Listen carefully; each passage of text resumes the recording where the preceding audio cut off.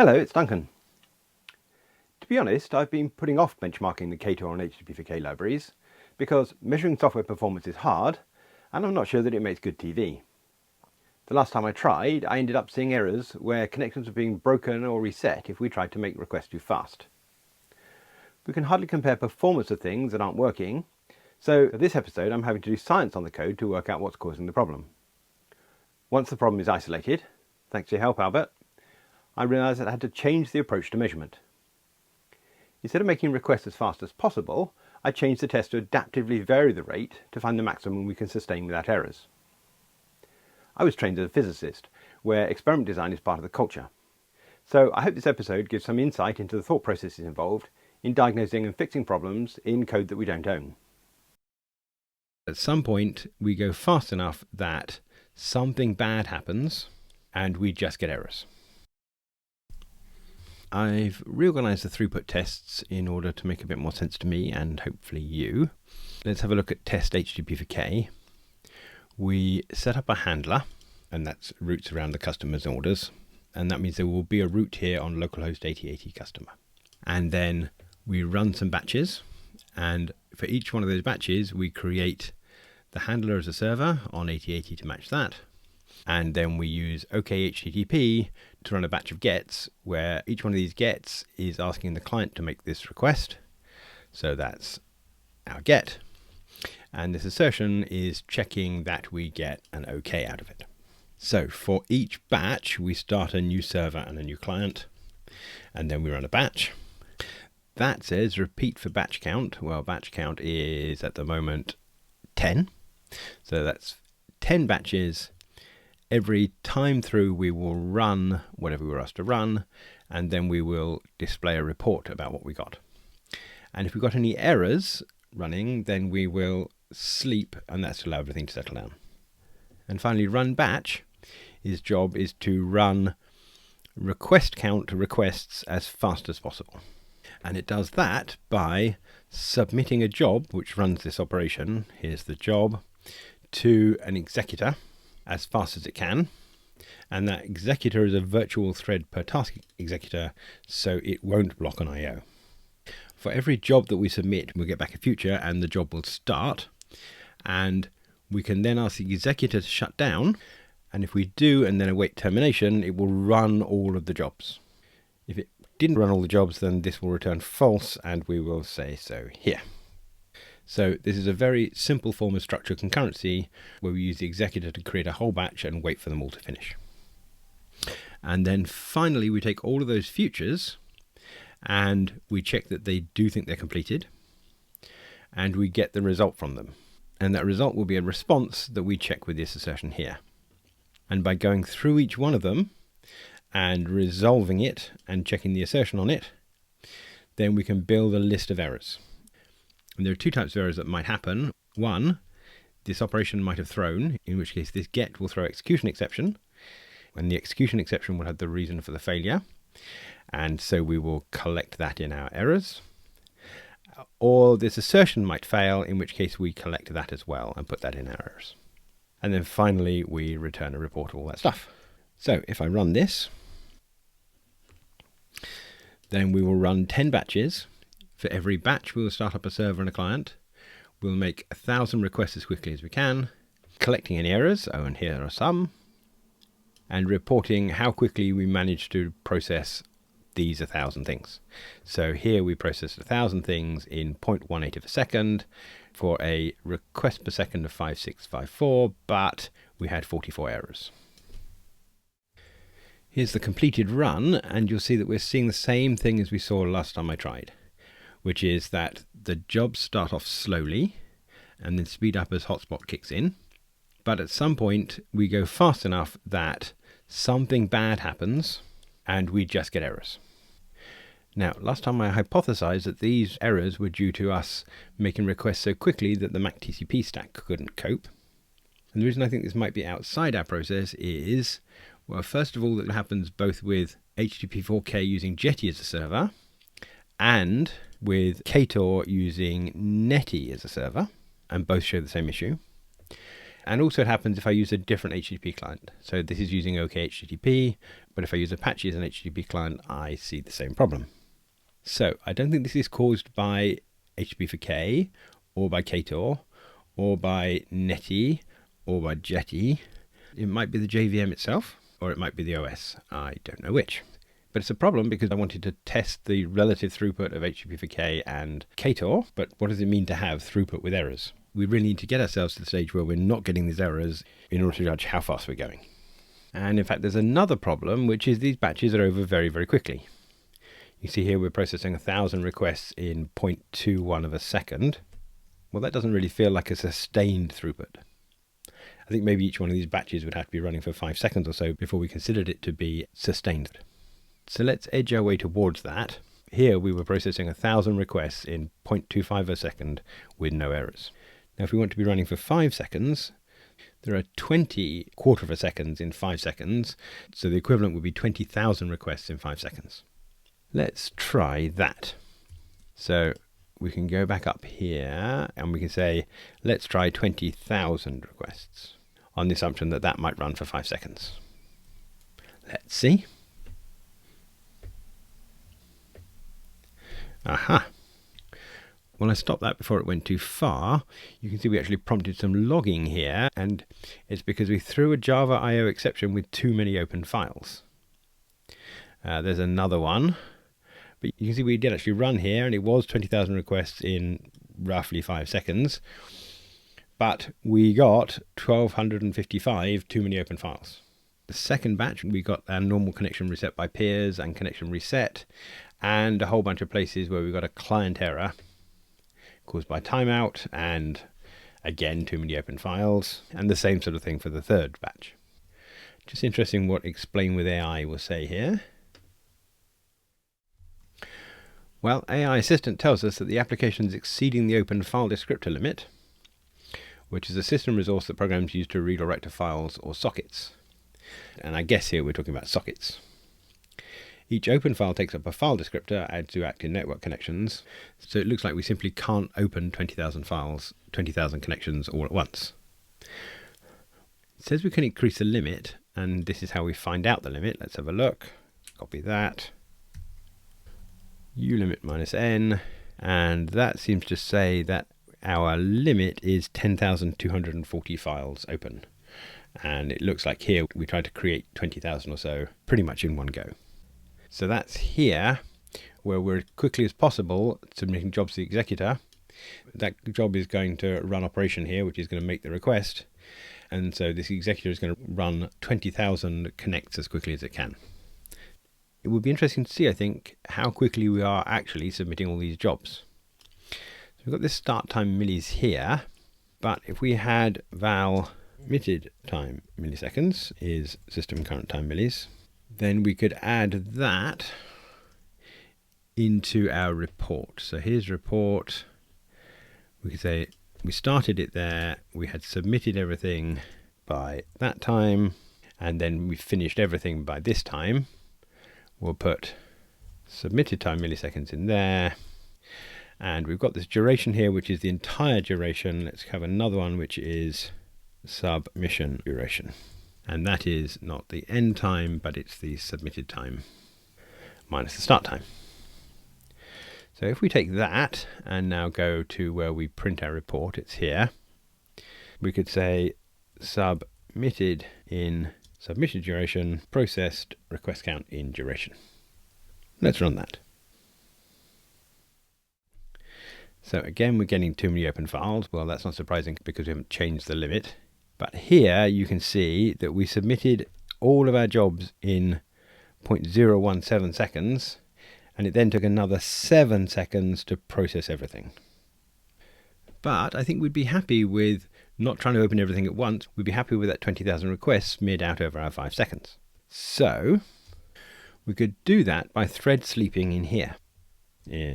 So if we say thread sleep, then we'd rate limit the requests and allow the server to process some of them before we submitted all 20,000. How long do we want to wait between them? Well, there are 20,000 of them in 5 seconds. So that's 4,000 in a second, or we want to sleep for 1/4000th of a second. That's more than the milliseconds we usually use for sleep, but there is this sleep that takes a duration, so we'll use that. So we say we're going to sleep for some throttle duration. And what's our throttle duration going to be? We'll work it out up here. We'll say val throttle duration is duration of nanos. We want the smallest resolution we can choose. And now we want to divide them over 5 seconds, which is 5 by 10 to the 9 nanoseconds. And we want to divide that by our request count. That thing will be a double, so we need to round it to a long, like that. And if we're right, then this should take 5 seconds or so. Let's have a go. Well, that's looking hopeful. It actually took 6 seconds to submit them, but our throttling here wasn't taking into account how long it would take to iterate and submit jobs. But note now that we've got rid of our errors. It seems that by spreading our requests over 5 seconds, the request pipeline is able to keep up, and we're getting consistent numbers. The problem is, though, that we don't want consistent numbers, we want the highest number we can see. But this throttling guarantees that we won't see it. This throttling here is actually deciding this rate here. What we'd like to do is vary the throttle duration until we start getting the errors. And we could do that by passing the throttle duration in from the outside. So let's take this thing and make a parameter out of it. Don't know why it thinks that nullable will be a good idea. And now let's go and see where we call run batch. It's here. That's not a great place. What we really want to do is have run batches control this throttle duration. So it can vary the duration depending on whether or not it gets errors. So instead of deciding the throttle duration here, we're going to do it in this run batches.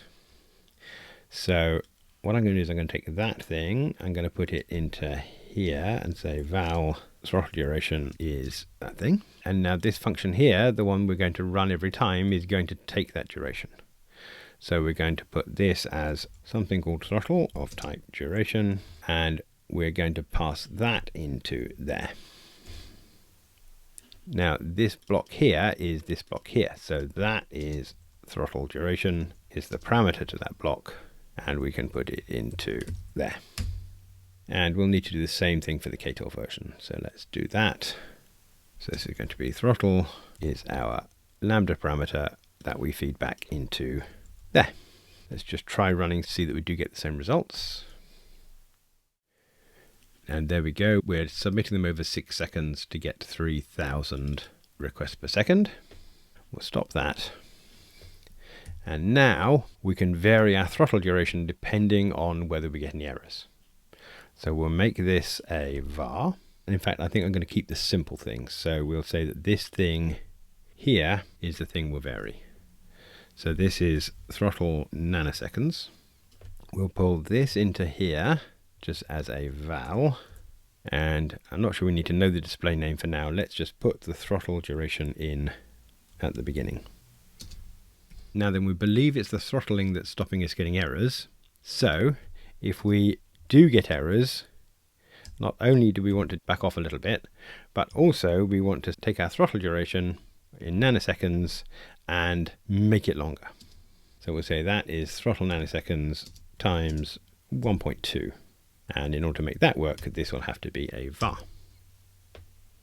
However, if we don't get any errors, then we won't sleep, and we will divide by 1.2 so that we throttle less. Worth a go? Let's see what we get. So our first run was waiting 0.0025 seconds between each one. So everything was submitted in 6 seconds. That got no errors, so now we'll reduce the throttle. So now we submitted everything in 5 seconds, 4 seconds, 3 seconds. And so here you can see we peaked at 14,000 requests per second, managing to submit all 20,000 requests in 1.37 seconds, and in fact process them as quickly as we were submitting them. Unfortunately, having the logic this way around means that as our request per second goes up, we process for less time. Now we wanted to show that we could process at whatever rate we had for 5 seconds, but in fact we've only shown it for 1.38 seconds here. So I think we've got to turn this on its head a bit. What I think we want to do is vary the request count with each batch, whilst keeping the 5 seconds the same. So we'll do that by adding a target request count as a long to our run batch. Now this can do the calculation, so we'll take this thing. I'll just move it into here, and that calculation as well into there. This is now going to be constant, so that's val.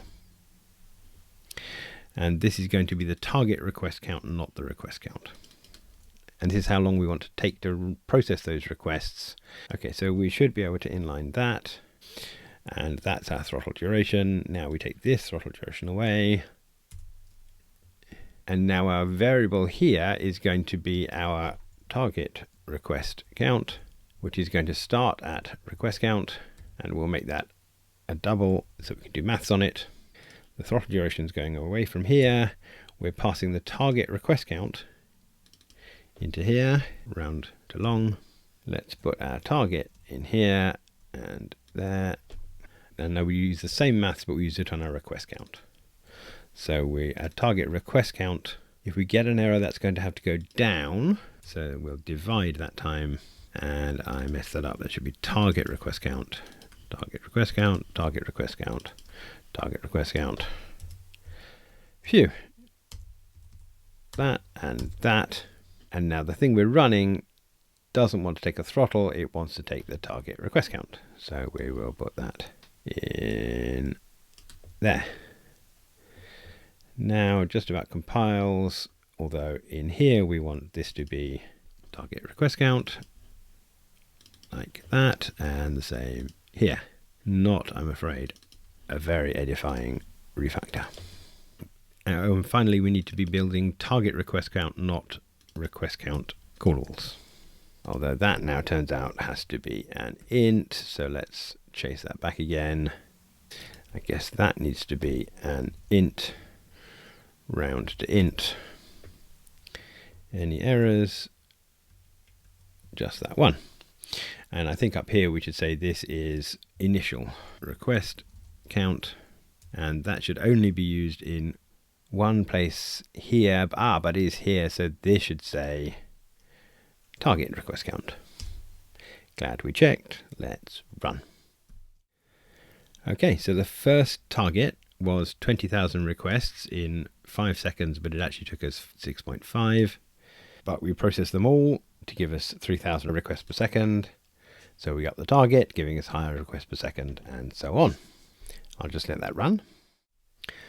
Okay then, so by the end of 10 runs, we've managed to go from 20,000 to 100,000 requests in 5 seconds or so, showing that we appear to be able to sustain 14,000 or so requests per second.